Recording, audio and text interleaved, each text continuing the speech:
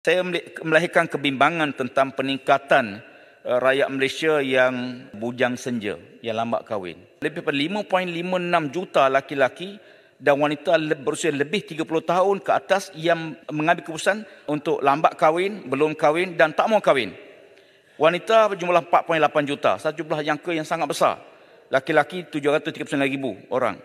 Dan kalau dianalisa pada punca kelewatan berkahwin, punca kewangan menjadi punca utama 56%. Tiada calon suami atau tiada calon sesuai 18.4%. Kerjaya 9.4%. Saya ingin mengambil perhatian bahawa bila negara kita ni sensitif isu soal poligami, bila sebut poligami macam buat jenayah, saya fikir kementerian perlu rasional dalam isu ini, di mana bagi mereka yang mampu ada kelayakan boleh berlaku adil, satu sokongan moral perlu diberi. Kita boleh bayangkan 8.4 juta wanita yang belum kahwin. Walaupun itu bukan penyelesaian yang muktamad, tapi saya fikir perkara ini akan dapat diberi jalan keluar. Bagaimana nak selesaikan masalah wanita yang mak kahwin. Saya fikir orang belah sana pun ramai yang sokong saya. Terima kasih kerana idea sekadar untuk dipertimbang oleh pihak kementerian mencari jalan. Ya, terima kasih. Kubang Kelian 1 ke 2 Kubang Kelian? Boleh atas kemampuan sampai 4. Tak, Kubang Kelian 1 ke 2? Saya menyokong usul ini, cadangan ini. Soal kemampuan, kehendak dan sebagainya. Ada yang kemampuan, teruslah jalan. Walaupun saya masih 1, tetapi ada 3 lagi masih kosong. Ya, saya tunggu.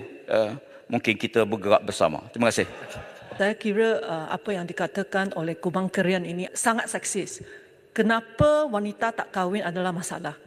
Kenapa wanita lambat kahwin adalah masalah. Tetapi lelaki lambat kahwin tak kahwin bukan masalah yang perlu diatasi oleh masyarakat kita. Yang kedua adalah ini adalah hujah saya fikir tak perlu panjang. Saya rasa ini bukan isu seksis. Saya sebut faktanya punca kewangan 50% tak kahwin. Tiada calon suami 18.4%. Kerjaya 9.4%. Bukan soal seksis. Ini adalah seksis kerana adalah kata masalah. Apa itu masalah? Masalah wanita tak kahwin bukan masalah. Ya, itu bukan satu masalah yang perlu diatasi. Ya, dan kedua, saya fikir gini. Saya rasa untuk galakkan berpoligami ini amat tidak sopan, amat menyinggung hati isteri-isteri, bukan sahaja di parlimen tetapi juga wanita di luar sana yang merupakan isteri. Apakah perasaan mereka apabila kita ada ahli parlimen yang terang-terang kata kita perlu galakkan poligami? Kes Selangor itu tahun 2021. Ya. Dan Mahkamah Persekutuan dah dapat keputusan bahawa keputusan dibuat oleh Dewan Undangan Negeri itu bercanggah dengan perlembagaan negara. Dan saya tak dengar 1 tahun 2 tahun yang lalu jawatankuasa ditubuhkan. Sekarang dihebohkan. Tetapi saya nak tanya menteri-menteri, termasuk Menteri Undang-Undang dulu, dia buat apa? Ada yang katakan saya tak tahu. Bagaimana boleh seorang menteri jawab tidak tahu dalam kes yang seberat ini? Ya, saya tegaskan ini Tan Sri Bertua, kerana ada percobaan nak laga-lagakan seolah-olah kita menentang. Di mana yang kita tentang? Kes ini kes yang diputuskan oleh Dewan Undangan Negeri Kelantan, dicabar oleh Nik Alina yang mengatakan bertentangan dengan persekutuan.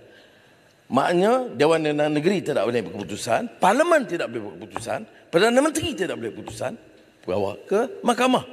Dan sekarang ke Mahkamah Persekutuan. Bila dibawa ke Mahkamah Persekutuan? 25 Mei tahun lalu. Siapa yang perintah 25 Mei tahun lalu? Siapa Perdana Menteri? Siapa Menteri Undang-Undang? Ya, dan sekarang ini semua dibebankan kepada kita. Doa berjela-jela. Hamun bukan main bagi menakutkan orang. Doa kepada siapa? Tak boleh doa kepada menteri yang bangsa itu. Pasal apa masa kamu menteri tak jalankan tugas? Itu 25 Mei. Baik. Kemudian Mahkamah Persekutuan memberikan kebenaran untuk memulakan prosiding. Bila? 30 September 2022. Siapa Menteri Undang-Undang pada masa itu? Mana menteri-menteri pada masa itu? Mana mungkin seorang menteri dalam kabinet dalam kes seberat yang menentang syariah Islam, dia tak tahu. Alasan mudah saja. Kalau kita salah, kita tak tahu. Tapi ya, Kita bersama lah. Saya tak ada masalah sebenarnya hal ini. Kerana dalam Majlis Kemajuan Islam awal tahun ini, Badrullah Yang Mahmudah Sultan Selangor bersetuju untuk menubuh jawatankuasa khas, mengkaji. Kita tak boleh dalam perlembagaan negara kita yang disetujui daripada merdeka sampai sekarang memberikan ruang kepada semua negeri buat undang-undang sendiri dan melibatkan kes jenayah. Kerana mahkamah ada mahkamah syariah, ada mahkamah sivil di bawah federal, mahkamah syariah bawah negeri. Polis di bawah federal, penjara di bawah federal. Jadi sebab itu harus ada rundingan. Mengapa tidak ada rundingan pada tahun 2020-2021? Tanya menteri pada masa itu. Jangan tanya saya. Apa-apa cadangan daripada jawatankuasa mesti dimaklum terlebih dahulu kepada Majlis Raja-Raja. Dan ini dalam proses kita lakukan yang tidak dilakukan sebelumnya. Tetapi dalam ucapan termasuk di parlimen, siapa yang mencabar syariah, bahawa kerajaan kalau gagal kita ambil alih. Mimpilah kau nak ambil alih kerajaan sekarang ni. Kerajaan sekarang sangat kuat, 2/3. Baik, kalau orang tanya dah kuat 1/2/3, mengapa tak buat? Ini yang kita lakukan. Dalam jawapan Yang Berhormat Perdana Menteri semasa PMQT ketika menjawab soalan macang semalam, Yang Berhormat Perdana Menteri mengatakan bahawa kumpulan Coldplay merupakan penyokong Palestin. Isunya di sini bukannya berkaitan dengan menyokong Palestin ataupun menolak Israel. Walaupun saya sedikit sangsi tentang sokongan tersebut kerana hanya terdapat sedikit coretan di Facebook mereka tentang Palestin. Namun yang lebih penting ialah Coldplay dikaitkan dengan kumpulan tidak bermoral yang mempromosikan golongan LGBT. Ambillah pengajaran daripada konsep The 1975 yang telah mencemarkan imej negara dan membuat aksi luar tabi'i dan biadab yang terlalu jauh daripada budaya kita, apalagi ajaran Islam yang maha suci. Pendapat ini Datuk Pengerusi juga bersesuaian dengan dan selari dengan pandangan Mufti Wilayah Persekutuan saya bersama Datuk Dr. Luqman Abdullah. Menurut beliau, quote and quote, kami juga menasihatkan masyarakat agar tidak memberi sokongan kepada program ini yang jelas bertentangan dengan nilai-nilai murni dan budaya masyarakat di negara ini. Masyarakat perlu memahami bahawa hiburan dalam Islam ada batasannya yang perlu dipatuhi dan mana-mana jenis hiburan yang terkeluar daripada batasan ini adalah bertentangan dengan hukum syarak. Nun di luar sana, rakyat cukup bimbang dengan perkembangan terkini berkaitan dengan LGBT. Lebih-lebih lagi bila tular video tentang penjawat awam, Mr. A, Mr. W, Mr. H yang viral sehari dua ini. Selain itu, penganjuran konsert Star on Fire yang akan berlangsung pada awal Disember nanti yang melibatkan bintang terkenal daripada India, saya berpandangan ianya tidak sesuai dan mengganggu sensitiviti rakyat di saat saudara kita disembelih di Palestin. Jika nasihat mufti kepada masyarakat agar tidak terlibat dengan program yang jelas bertentangan dengan nilai-nilai murni dan budaya masyarakat negara ini, sebenarnya kerajaan terlebih dahulu perlu mengambil langkah menutup pintu dan ruang maksiat ini sebagai salah satu saddu zara'i'. Maka dengan rendah hati saya memohon kerajaan membatalkan kedua-dua konsep ini. YB Kuala Terengganu tidak berada dalam Dewan.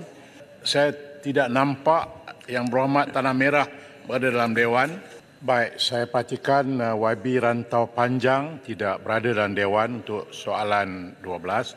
Oleh kerana kita dapati ramai ahli parlimen tidak hadir, saya akan membuka peluang kepada setiap soalan yang dijawab ni untuk 3 soalan tambahan. Sila Menteri. Dan si Speaker, bukan ramai tak adil. Seorang pun pembangkang tak ada pada hari ini. Inilah PL pembangkang, Tan Sri Speaker. Yang itu tak apa, biar Speaker yang cakap. Saya mendapat tahu bahawa Malaysia bakal menjadi tuan rumah bagi pertandingan Ratu Cantik Miss World Noble Queen yang akan berlangsung pada 12 Disember ini, bertempat di Hotel Berjaya Times Square. Soalan saya, ketika pembantaian, pembunuhan yang berlaku kepada saudara mara kita di Palestin dan ketika musim tengkujuh banjir yang melanda negara kita, masih wajarkah pertandingan Ratu Cantik ini dilakukan? Dan ia dilakukan Yang Berhormat oleh syarikat swasta, pihak swasta. Dengan jadi sokongan kenapa Kementerian kita nak ganggu mereka? Dengan sokongan Kementerian Pelancongan. Jadi saya bantah itulah kerana pertandingan ada Ratu Cantik ini. asing akan datang dan bisnesmen dari luar negara akan Jadi datang. saya minta supaya kita hormati nilai-nilai Islam. Kerana majoriti rakyat negara ini adalah beragama Islam. Dan Islam adalah agama resmi persekutuan. Adakah kita nak tunggu bala yang datang akibat daripada kemaksiatan yang kita lakukan?